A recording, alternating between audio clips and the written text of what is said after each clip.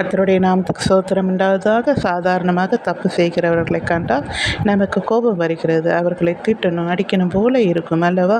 ஆனால் இயேசு கிறிஸ்து அப்படி அல்ல. ஒருவன் நீதிமானுக்காக மறிக்க துணிவான். பாவியாகிய நமக்காக இயேசு கிறிஸ்து இந்த பூமிக்கு வந்தார். பாருங்கள் அவருடைய அன்பு என்னவென்று சொல்வது. ஒரு திமிர்வாதக்காரனை பார்த்து சொல்லுகிறார், மகனை திடன்கொள், உன் பாவங்கள் உனக்கு மன்னிக்கப்பட்டது என்றார். அவர் எதுக்காக அப்படி சொன்னார் என்றால், பாவத்தின் நிமித்தமாக அவன் அப்படி இருந்ததுனால முதலாவது அவன் பாவங்களை மன்னிக்கிறார். பூமியிலே பாவங்களை மன்னிக்க மனுஷகுமாரனுக்கு அதிகாரம் உண்டு என்பதை நீங்கள் அறிய வேண்டும் என்பதற்காக அப்படி செய்தார்.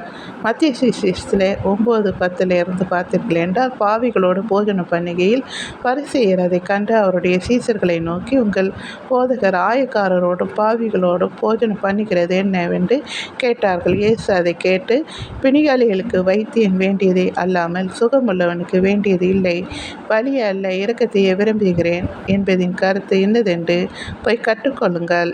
நீதிமான்களை அல்ல பாவிகளை மனம் திரும்புவதற்கு அழைக்க வந்தேன் என்றார். யோவான் சாணன் கூட இயேசு கிறிஸ்துவை பார்த்து அப்படித்தான் சொல்லுகிறார்.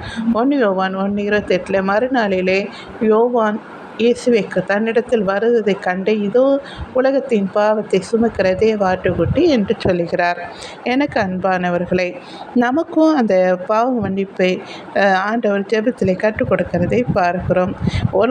கொலோசியரில் 3:13 ஒருவருக்கொருவர் தாங்கி ஒருவர் பேரில் ஒருவனுக்கு குறை உண்டானால் கிறிஸ்து உங்களுக்கு மன்னித்தது போல ஒருவருக்கொருவர் மன்னிங்கள். ஜெபத்திலே கூட இயேசு நமக்கு கற்றுக் கொடுத்த ஜெபமானது, எங்கள் கடனாளிகளுக்கு நாங்கள் மன்னிக்கிறது போல எங்கள் கடன்களை எங்களுக்கு மன்னியும் என்று சொல்லுகிறோம். அதாவது எங்களுக்கு விரோதமாய் குற்றம் செய்வர்களுக்கு நாங்கள் மன்னிக்கிறது போல எங்கள் குற்றங்களை மன்னியும் என்று சொல்லுகிறோம் அல்லவா? தன் பாவங்களை உணர்ந்து அவைகளை அறிக்கை செய்து விட்டு விடுகிறவன் இரக்கம் பெறுவான்.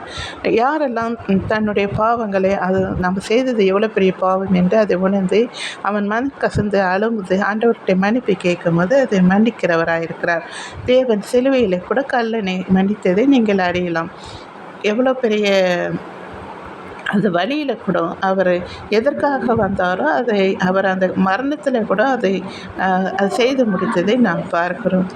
எனக்கு அன்பானவர்களை, இந்த பாட்டை நீங்கள் கேட்டு பாருங்கள், ரொம்ப நல்லாயிருக்கும். பாவ மன்னிப்பின் நிச்சயத்தை பெற்றுக்கொள்ள வேண்டும், பரலோகத்தில் ஓரிடம் நீ பெற வேண்டும். இயேசு தருகிறார் இன்று தருகிறார், இயேசு தருகிறார் இன்று தருகிறார்.